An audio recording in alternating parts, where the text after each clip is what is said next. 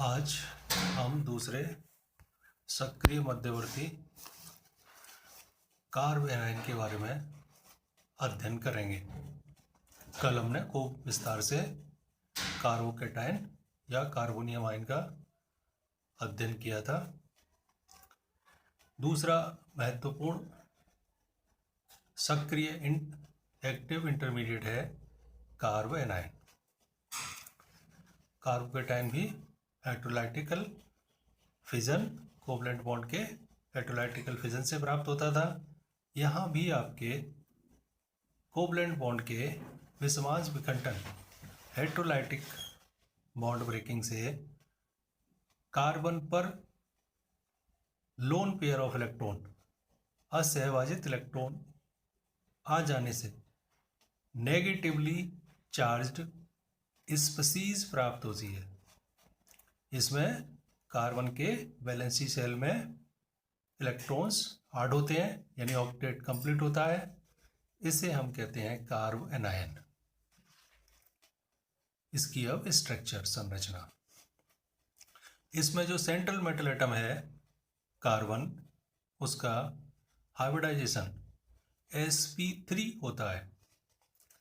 इसके 4 में से 3 sp3 हाइब्रिड ऑर्बिटल्स में से हाइड्रोजन एटम के साथ सिग्मा बॉन्ड बन जाते हैं। रिमेनिंग 4th sp3 हाइब्रिडाइज्ड में एक इलेक्ट्रॉन पेयर शेष रहता है। बिल्कुल सेम कंडीशन होती है NH3 की।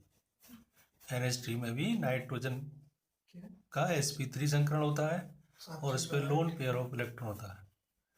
और जिस तरह से NH3 की ट्राइगोनल पिरामिडल स्ट्रक्चर होती है, उसी तरह से यह कार्बोनाइन की भी ट्राइगोनल पिरामिडल स्ट्रक्चर होती है। लेकिन इसमें विशेषता है, जब ट्रांजिशन स्टेट बनती है, SN2 मैकेनिज्म में पढ़ा था हमने, तब फिर आपके यह negatively charged carbon atom sp3 की जगह sp2 हाइब्रिडाइज्ड हो जाता है और स्ट्रक्चर ट्राइगोनल पिरामिडल समतल त्रिभुजीय बॉन्ड एंगल 120 डिग्री और अनहाइब्रिड ऑर्बिटल में लोन पेयर रहता है। तो ये जो पिरामिडल स्ट्रक्चर है, ये थ्रू ट्रांजिशन स्टेट संक्रमण अवस्था के एक पिरामिड दूसरे पिरामिड में चेंज हो जाता है। इसको हम कहते हैं पिरामिडीय प्रतिपन, पिरामिडल इन्वर्जन। अब इनके मेथड्स ऑफ प्रिपरेशन, कार्बोनाइन कौन कौन सी अभिक्रियाओं में, कौन कौन सी मैकेनिज्म में बनते हैं। नंबर फर्स्ट है ट्रिटिल क्लोराइड की क्रिया सोडियम अमलगम से कराने पर आपके कार्बोनाइन बनता है। C6H5 all thrice CCl plus 2Na in presence of sodium amalgam mercury gives sodium trityl carbonine plus NaCl। Number second है dry distillation of carboxylate ion. Carboxylate ion के शुष्क आसवन पर RCOO minus, when heated it gives R minus plus CO2। Number third, अम्लीय प्रकृति के alpha hydrogen वाले carbonyl यौगिकों की क्रिया क्षार एल्कली से कराने पर OH minus plus HCH2CHO gives CH2 minus CHO carbanion plus H2O। चौथी बनाने की विधि है ट्राईफेनिल मेथेन की क्रिया सोडामाइड से कराने पर NaNH2 प्लस ट्राईफेनिल मेथेन, ये after removal of NH3 it gives sodium trityl लवण। अब इसमें अगला है स्टेबिलिटी ऑफ कार्बोनाइन, कार्बोनाइन का स्थायित्व। इनके स्थायित्व की व्याख्या inductive effect, resonance and hybridization के द्वारा कर सकते हैं, की जाती है। तो जो फर्स्ट यूनिट में हमने सारी जनरल चीज़ें पढ़ी थी, ये बहुत उपयोगी हैं, जो आगे पूरे ऑर्गेनिक केमिस्ट्री में डिफरेंट हमारे टॉपिक्स को समझने और समझाने में काम में आती हैं। यहाँ है number first, inductive effect.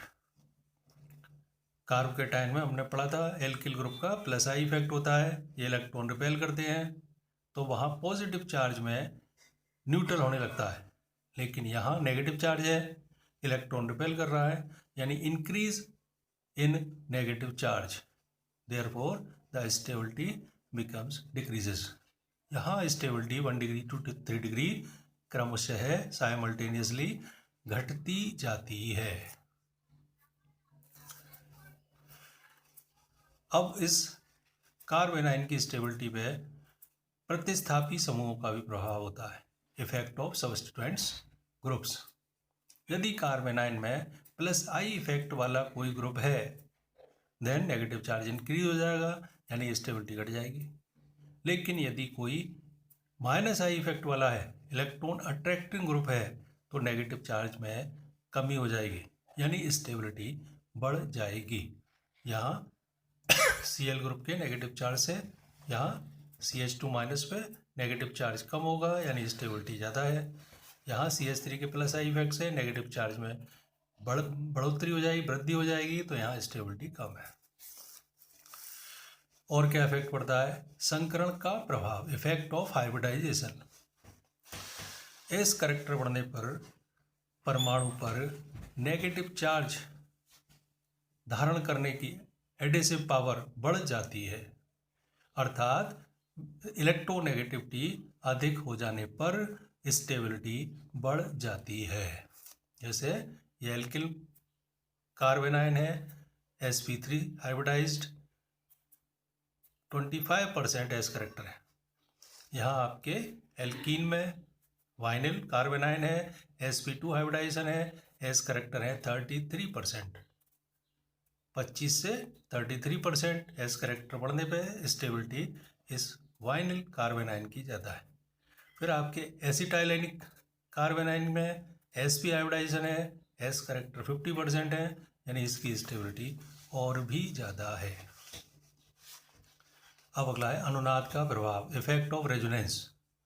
Resonance होने पर जो स्टेबिलिटी है उसमें वृद्धि हो जाती है। जैसे एलिल कार्बेनाइन है, इसमें रेजोनेंस से 2 स्ट्रक्चर बनती हैं, यानी एलिल कार्बेनाइन का स्थायित्व ऊपर वाले सभी से ज़्यादा है। फिर बेंजिल कार्बेनाइन, इसकी एलिल से भी ज़्यादा रेजोनेटिंग स्ट्रक्चर्स हैं 4, यानी कि ये और भी ज़्यादा स्टेबल है। अब कार्बेनाइन की अभिक्रिया है, रिएक्शंस। ये आपके 3 तरह की रिएक्शंस देते हैं। फर्स्ट है एडिशन रिएक्शन, यानी कि ये जो इलेक्ट्रोफिलिक प्रकृति के कार्बन एटम हो, कंपाउंड हो, उनसे जुड़ के आपके एडिशन रिएक्शन देता है। नंबर दूसरा है एलिमिनेशन रिएक्शन। यहाँ आपके एलिमिनेट होके एल्कीन बन जाती हैं और रीअरेंजमेंट अपने से ज़्यादा स्टेबल कार्बेनाइन बनना हो तो वहाँ आपके ये रीअरेंजमेंट रिएक्शंस हो जाती हैं। तो ये दूसरा महत्वपूर्ण इंटरमीडिएट है आपके कार्बेनाइन।